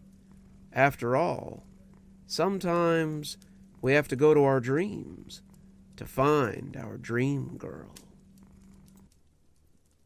She walks through the halls of my high school. Her hair is a halo of gold. She runs through my dreams as I slumber, my sanity threatening to fold. I rubbed the bridge of my nose and took another sip of coffee. It was strong, black, and warm from sitting untouched for so long. I looked back at what I had written, 12 verses written over 5 years, and each more troubling than the last. This poem would likely be my unfinished work, a labor of love that would remain my final mystery. But the poem's subject is, herself, a mystery to me. Lisa, the darling girl of my dreams, who steals a little more of my soul every night, has been with me for 5 long years. Lisa, the girl who no longer exists. I stroll through the halls of academia. I move through the silence that creeps. She glides like a goddess of reason, this angel who comes when I sleep. I wrote those words on January 25th, 2014. I was a sophomore in high school, still struggling to mold my burgeoning talent while dealing with the growing flames of my teenage hormones. For years, I'd been told that I wrote well, English teachers and creative writing teachers praising my work, but they always said that it lacked a focus that they hoped I would find in time. Your ideas are scattered, your thoughts uncoordinated, and for someone with your raw talent, these are threads that we hope you will find. That's what my 9th grade English teacher wrote on my final assignment, a short story about the ideas of servitude but not slavery, right under the lurid red A she'd written on the paper. Miss Harper had often told me that I had talent, and told me that she expected me to focus that talent if I ever thought to make something of myself in the writer trade. On that day, as I sat at the picnic table outside the cafeteria and wrote ideas in my notebook, I found some of those threads she was talking about. I had slept deeply the night before, and dreamed vividly as I did sometimes. In the dreams, I was walking through the halls of Chester C. Smith High School, and on that day, I walked alone. There was none of the usual tropey at school in your underwear sort of thing, but the school did have a slightly lucid feel to it. I felt like I was underwater sometimes, everything having a slightly wavy feeling to it. As I walked, I began to become more and more sure that something was watching me. There was no one there. The silence in the school was almost oppressive, but at the edge of my vision, I could just make out the form of a girl following me. She slid silently along the walls, glided noiselessly through the world. Several times as I whipped around suddenly, I could see her hiding from me. Those few glimpses were enough to tell me 2 things. She was human, and she was lovely. She stalks through my dreams like a shadow, a hunting cat ready to pounce. Her mind is a mystery to me. Her very secrecy, humanity renounced. I had the dream again a week later. It was much the same, walking through the silent halls of high school, the terrain wavering like aquarium weeds, as this ghostly girl stalked me. I did not indicate that I was aware of her, not turning to speak or looking for her, but just studying her out of the corner of my eye. She was blonde, corn silk hair spilling down her back in a sheet, and her clothes were a pair of jeans and a simple white shirt with no particular design. She seemed to be about my age, but could have been older, I suppose. There was a way about her that made me think she was older than I in my mind. Like when you meet someone who's had to grow up very quickly and been forced to cast their childhood aside before they were comfortable. She followed me silently until I woke up, and when I sat up, I grabbed for my notepad on the nightstand and wrote those 4 lines. I wouldn't revisit her for another 3 months. Her secrecy seems to be prudent, for her shelter is not solely her own. I have seen what lurks in the shadows, and it threatens to evict her from home. Writing about the Dream Girl was what I had named her after the second verse, had lit a fire in me, it seemed. Suddenly, I wrote pieces for every school contest, submitted poems for every poetry club event, and I gained a small amount of celebrity amongst the students that followed in those circles. My teachers had always praised my work, but as my peers noticed my talent, I started to see this as more than a hobby. I began to believe that I might be able to make it outside of my high school community. When the spring poetry contest was announced, a contest held for students nationwide, I threw myself into it, heart and soul. I stayed up for 3 days, crafting the perfect poem, the most significant work of my life. When I hit send on the submission email, I slumped back into my chair and let the euphoria wash over me. It was Saturday night. I was exhausted after the efforts of birthing my perfect work into the world, and all I wanted to do was sleep. I crawled into bed and fell into the deep and untroubled sleep of the dead for 12 hours. I learned more about her world in those 12 hours than I wanted to. I walked through the doors of the high school and saw the ethereal backdrop of my dream again. I was comfortable here. It was comfortable here. The quiet serenity of the place was a change from the steady flow of ideas and couplets running through my head lately. But something was missing. I looked behind me, expecting to see her dodge away or hide from me. But she wasn't there. This was the only time I could remember truly being alone in this place. And it was a little strange. To feel so alien in a place that you occupy every day is a strange feeling indeed. But I felt my steps taking me steadily into the school once more, so I let myself be led wherever the dream would take me. As I walked, I was aware of a noise. The fact that there was a noise at all was strange, but the type of noise was stranger still. It was a vibration, a rhythmic thumping from under my feet, and it disturbed the place's unusual stillness. Thump, thump, thump. Then silence.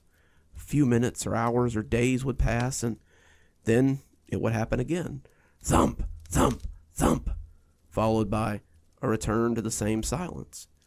As I explored the high school, I found myself drawn to the boiler room over by my civics class. The more I thought about it, the more I realized that the thumping was probably coming from the boiler room.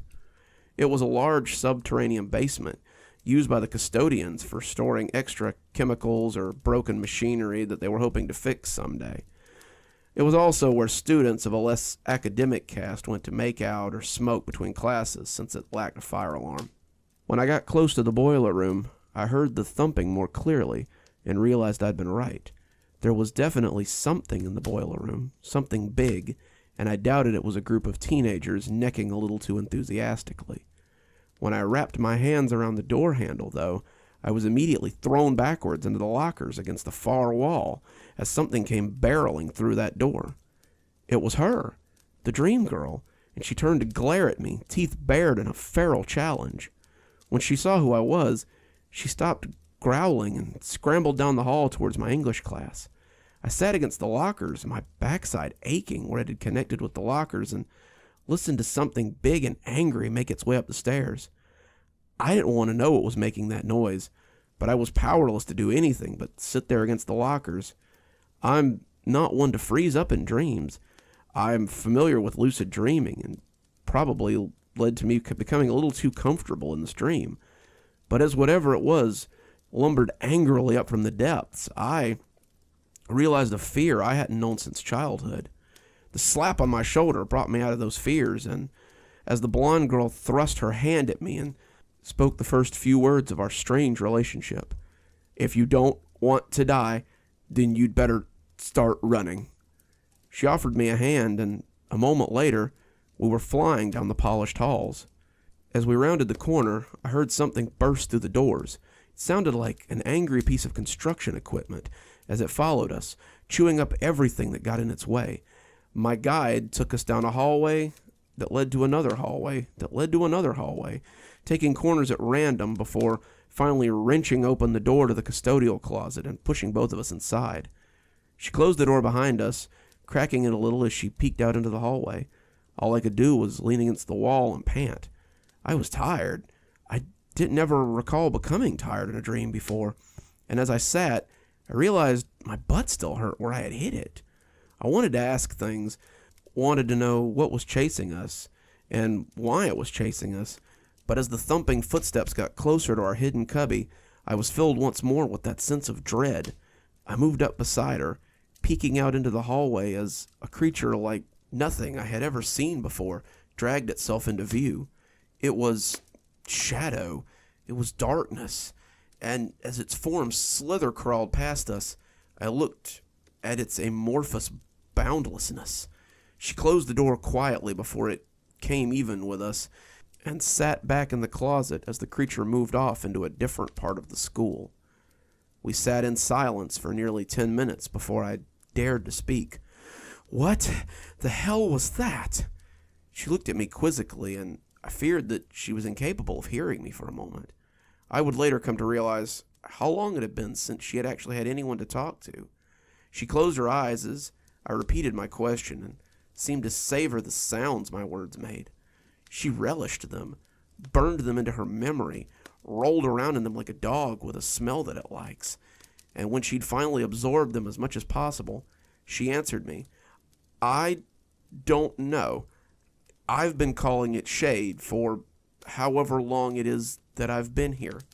Her voice was thick with disuse, but it was cultured with just a hint of an accent that I couldn't place. She told me her name was Lisa. She told me that she believed she was 16, but she couldn't be sure.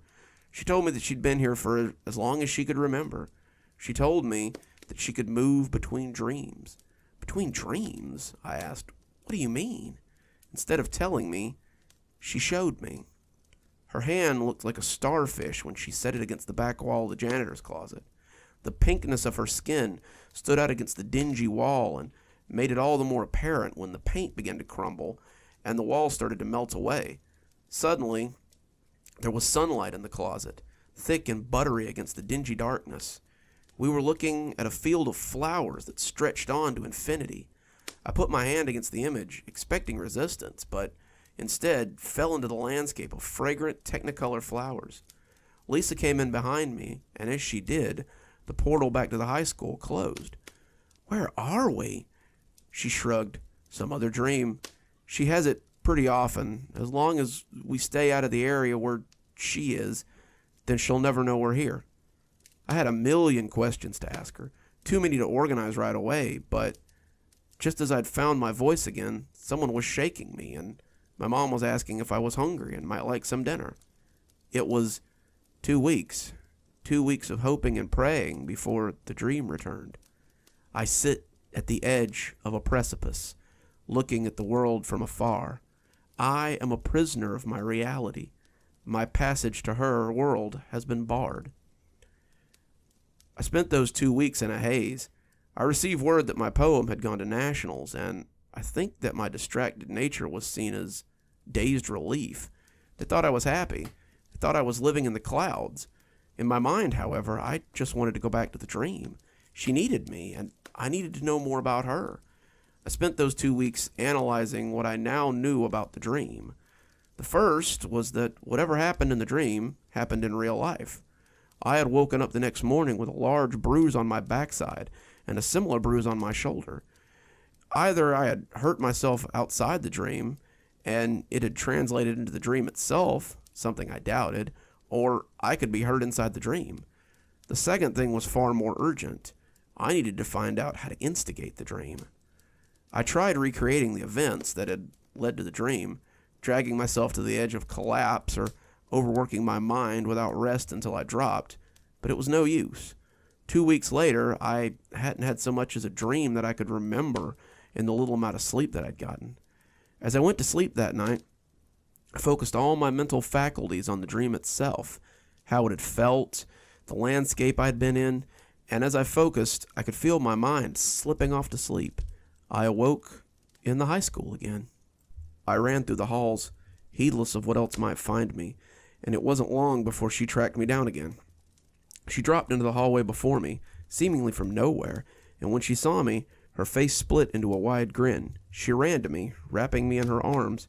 She smelled ethereal as I wrapped my arms around her as well, like old dust or sour memories or the universe itself. I didn't think I'd ever see you again, she said, and in her voice I heard relief. Her world lies alongside my own, my dreams the key to her realm. But how did she come to reside here? Her own dreams have been overwhelmed. She took me back to the field of flowers. Then she answered my questions. I asked her probably about 1,000,000 questions as we sat together in the field. She had found a tree that sprang from the flowers, and we sat there as she told me her story. Till that moment, I believed she was older than I, maybe by as much as 5 years. But as she spoke, her girlhood came back to her. She drew her knees in close, her blonde hair creating a curtain through which she peeked at me, and she seemed embarrassed by the story. No, not embarrassed, I guess. I now realize she was afraid that telling it to me would make it real. She'd had her own dream once. She couldn't remember what had happened before it, but she could remember there being a before. She had dreamed inside a castle and was a princess, with knights and wizards at her command, dragons and goblins that needed slaying. Sometimes she had stood on the battlements and looked pretty as the knights fought for her favor. Sometimes she put on armor and killed the dragons herself, leading her knights on grand adventures. Whatever she was doing, she was happy, and the dream had returned almost every night. It returned because I wanted it to. It came back because I thought about it before bed, and so my mind opened the portal to this place. These dreams aren't normal dreams. You can get hurt in them. You can even die in them. When you dream here, your mind takes you to a place in the spirit world, the after. I don't know how, so don't ask, but I know that it is so. She had dreamed this dream for quite some time. Years, she said. Then, one day, something different happened. Her knights had encountered something on the edge of her kingdom, and it had actually killed some of them. None of my knights had ever died in my dream. They would get hurt sometimes, but a wizard would always come along to heal them. When they didn't come back, and the wizard couldn't make them come back, I knew this was different. I knew this was something else. For 2 nights, it had destroyed her dream world. When it came to the castle, I was too afraid to fight it. It was dark and scary, and it just looked wrong. I hid inside the castle, unable to face it, and as it broke down my walls, I closed my eyes and tried to wake up. I tried and tried, but it wouldn't happen. And when it finally got me, I woke up somewhere else. That was when she discovered that she could make portals between dreams. She'd thrown her splayed hand out against the wall of the castle as the bulbous thing had loomed over her, and suddenly a circle had appeared in the wall. It showed a desert in the throes of a sandstorm, and she jumped through it without a second thought. She'd woken up in someone else's dream. She floats like a dandelion dreamer, adrift on the seas of a dream, never to return to her own mind, her world never to be as it seems. I visited with her often over the next few years. The dreams came almost every night, and as we explored, we grew closer. She told me that no matter how much she tried, she couldn't wake up. She could sleep, still needed to sleep actually, but as for eating and drinking, she found that she didn't need those things anymore. The bulbous creature followed her no matter where she went, but she was able to avoid it, and over time, she just became used to living inside other people's dreams. She didn't know how long she'd done it, and she didn't care. I was one of the first people to talk to her, but I was the only one who believed her, believed she was more than a figment of their imagination. This dream girl has stolen my senses. Her beauty has taken my mind. I know that life is ephemeral, but I know that her heart must be mine. I didn't acknowledge right away that I was falling for her, but I think I knew deep down. My poems became all about her, this ephemeral goddess that walked my dreams, and my fans responded. I had members of the art club asking to paint her for my description. I had droves of female fans asking me to tell them who she was. They believed that she was someone at the school that I was spending my nights with. I had people who had read my works asking about her, my moonlight girlfriend, but I gave them very little information. For her part, I could tell that she appreciated my company, but she seemed afraid to get too close to me. As months became years, she showed me sights that defied description. She took me to dreamscapes so beautiful that I could hardly grasp them, and to places so wondrous I could scarcely describe them. But she refused to tell me what she was looking for. Her hand would creep into mine on occasions, though, and I remembered being filled with a warmth each time she touched me. Inevitably, our nights would be cut short by the appearance of the shadow creature. He would blunder upon us and screamily suck his way around, groping, as we would flee until he moved away. She never fought him and said it would be useless to try, but I somehow knew that she would never really be safe as long as it existed. As time passed, I noticed her become more and more melancholy. The one night I asked what was troubling her, she took my hand, interlocking our fingers, and looked at me across what seemed like 1,000 years. "I don't want this to be my life anymore. I want to hold your hand, feel its texture, and know that I won't be left alone when the dawn comes. I want to leave this place. I'm sick of looking over my shoulder for the shadow creature. I want a life." She sounded so sad, so adrift, but I had no idea how to help her. She longs to leave her forever, this kingdom ethereum so deep. She wishes to walk in the moonlight, to walk her own dreams as she sleeps. I was in my senior year when she left forever. I came into the dream high school that I'd come to know so well, and found her sitting in an empty classroom. She was seated in one of the desks, and at first I thought she was asleep. When she turned to look at me, though, I could see that she was deep in contemplation. She looked up at me with real hope, and I realized that something had happened while I was gone. I think I need to destroy the shade. She detailed her plans, how if she killed it, she might be allowed to go back to her dream and wake up. But all I could hear was the first lines of her suicide note. I tried to reason with her, talk her out of this needless waste of life, but she wouldn't hear of it. I had clearly underestimated her resolve, and every argument against it only seemed to infuriate her more. "I thought you were different. I thought you understood how important this was to me.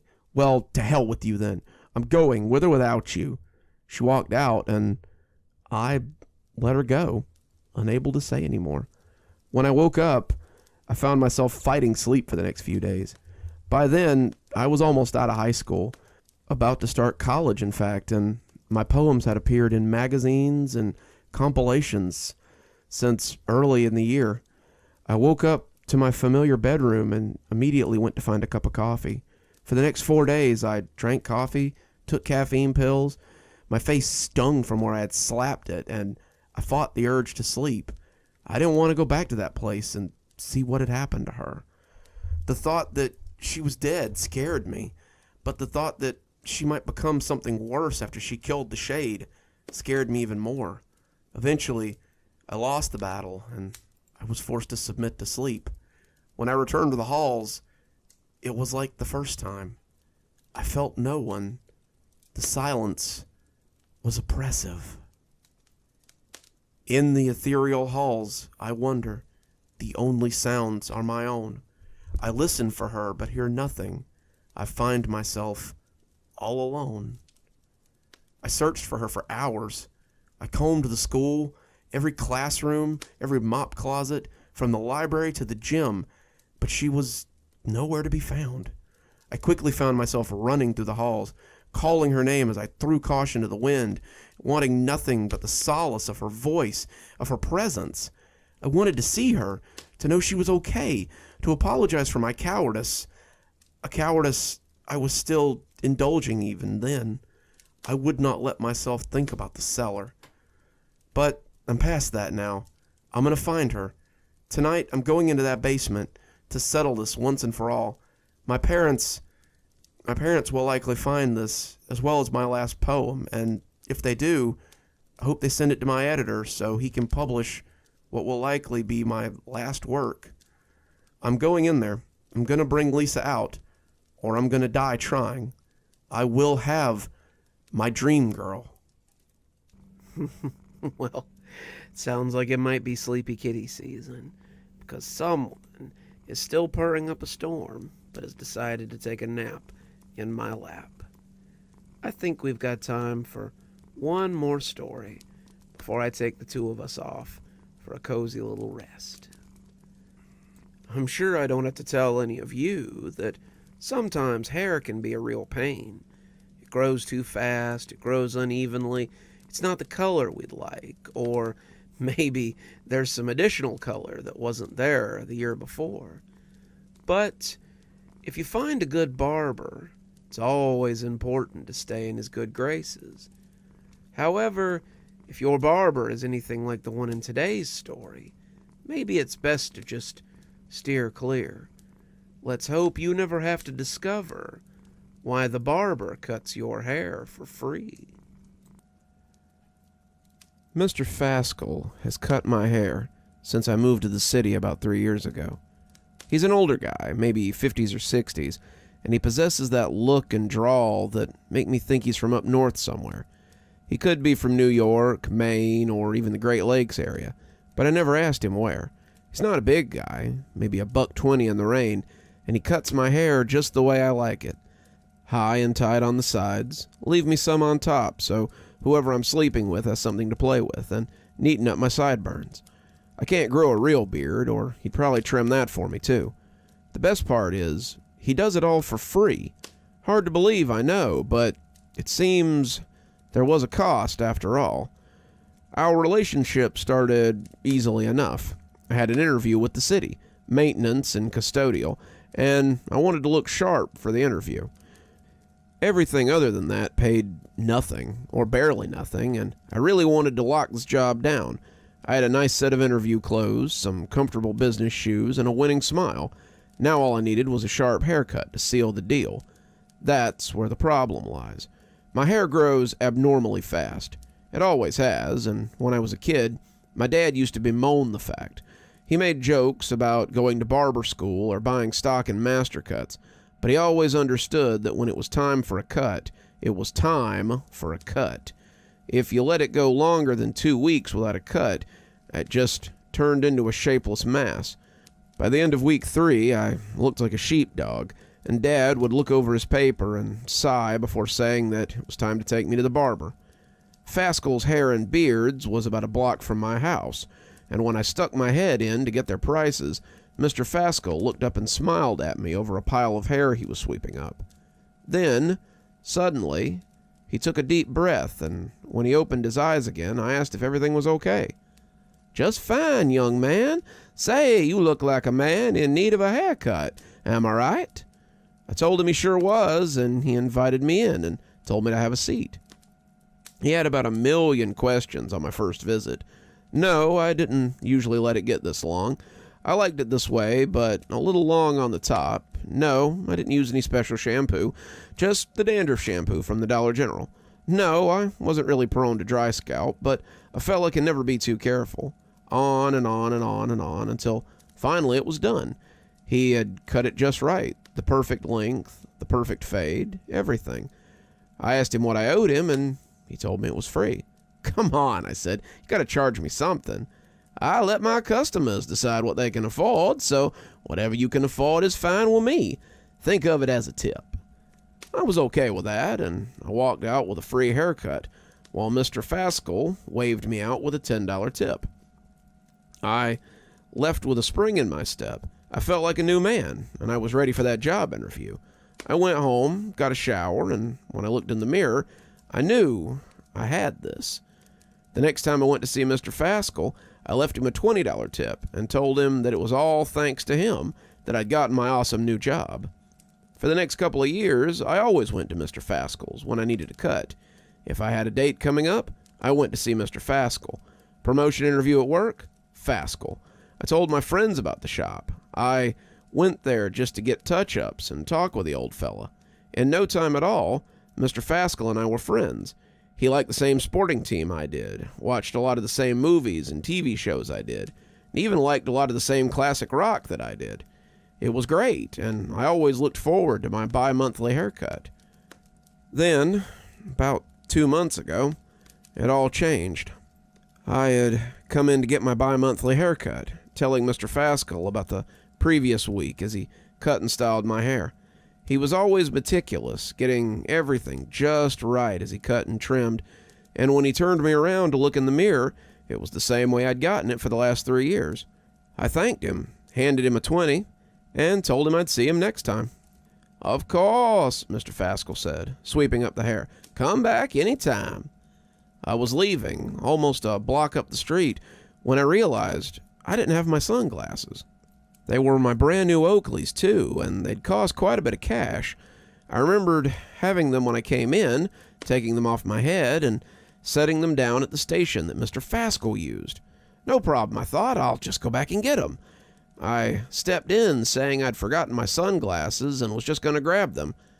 That's when I saw them. Mr. Faskel was looking up guiltily, his eyes panicked. He was down on all fours, eating the hair he had swept up off the ground, like he was a cow in the field. When he turned, I could see pieces of hair sticking to his lip like accusations. He stood up, wiping himself off and brushing at his mouth as he tried to explain.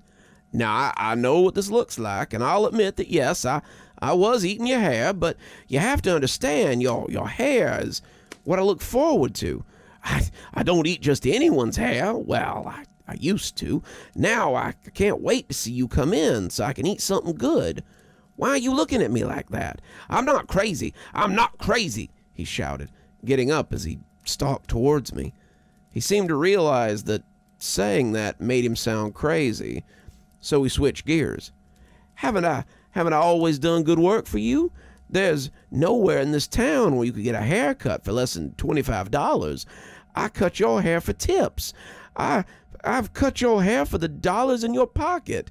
I've been good to you, and you've been a good customer. Let's just pretend this never happened, okay? Let's just go back to... But I didn't hear the rest. I snatched up my sunglasses and was out the door before he could say another word. I spent a while thinking about that, and the more I processed it, the worse it seemed to get.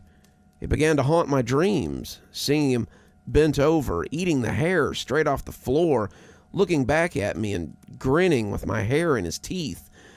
And I'd wake up in a cold sweat. I know it's not a particularly scary dream, but it freaked me the hell out. I don't really like it when people put hair in their mouth. I had a girl in elementary school who used to chew on her pigtails, and it bred in me a lifetime phobia. Just the thought of wet hair in someone's mouth makes me want to puke, and I can't even touch someone's hair without cringing if they have a wig on. I know, it's a weird collection of phobias, but they're mine. It only took a couple of weeks before I started seeing new growth. My hair just grows too fast, and after 3 weeks, my boss commented that I was looking shabby. He handed me a 20 out of his own wallet and told me to go get a trim over lunch. I took it and started looking for somewhere to get a trim. The city had quite a few shops, but it seemed like wherever I went, I caught someone looking at me out of the corner of my eye. It was never anything I could prove, just a feeling, and when I looked up, I could almost swear I'd catch a glimpse of Mr. Faskel. He was gone when I looked up, but it made me extremely paranoid. I became aware of more than a glimpse as the weeks went on. When I rode the bus to work, I caught the familiar deep inhale of someone smelling my hair. When I was standing in a lunch line, I felt my hair move as someone inhaled. When I was at Walmart buying groceries, someone actually touched my hair, but they were gone when I turned around. It led me to become something of a recluse, and I only left the house if it was to go to work. Over time, my hair grew out, and I decided that I would have to get another cut. I went to bed, setting my alarm so I could get up early enough to go to Master Cuts down on Bonnie. It was Saturday. I had the day off, and I had chores to do before the business of relaxation. As I slipped off to sleep, I fell into a familiar dream. A dream that had plagued me for weeks. I was sitting in the chair at Mr. Faskel's, the cape falling around me like a spider web, and the old man asking if it was too tight. I didn't say anything. I was too scared to speak.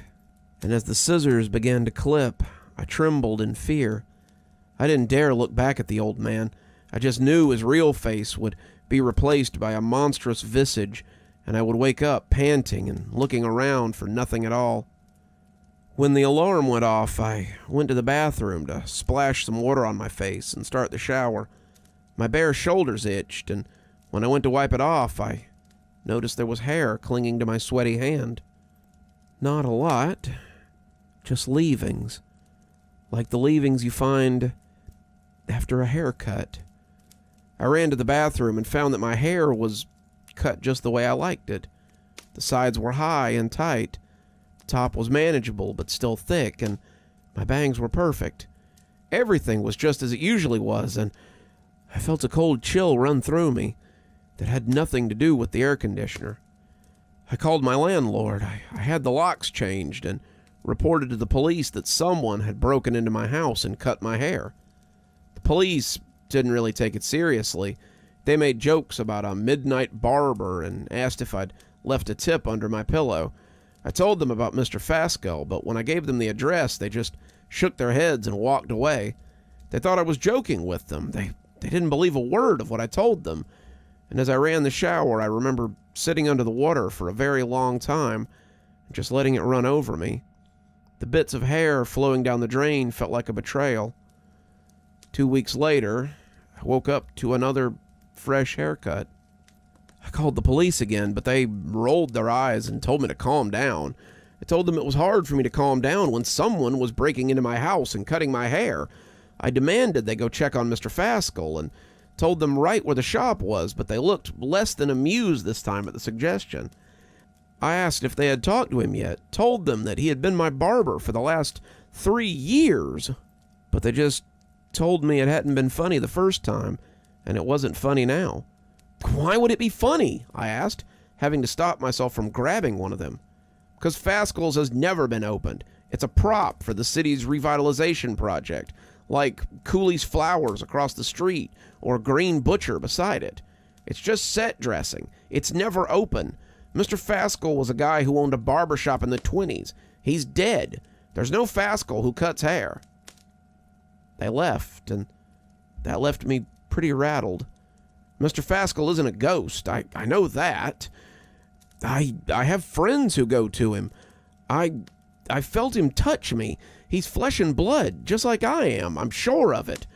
The fact that he eats hair is incidental. The man is real, but if he isn't Mr. Faskel, then who is he? How does he keep breaking into my house? I have windows in my room, but they're barred with pieces of broom handle.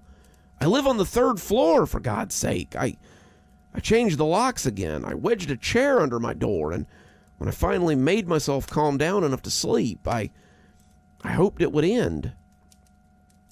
I woke up completely bald this time. Not buzzed, not a zero guard, but bald, like someone had shaved my head in my sleep and took the hair. They got my eyebrows too, my 5 o'clock shadow, my thick sideburns. I was as smooth and hairless as a newborn baby. I don't know what to do. I can't call the cops. They won't believe me. I can't call my landlord. He's replaced the locks twice now. And he's getting angry about it. I can't afford to move. I can't leave my job. I'm stuck. What I did find, however, was a message on my nightstand. I'm sure the cops will say that I wrote it, but I know I didn't. There's hair on it. It's written in a heavy hand, like a kid's scribbles.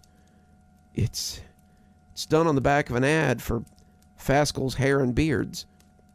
And the implication was pretty obvious. Come see me when it grows back. If you don't, it makes no difference. I know where to find you. I think that'll just about do it for us today.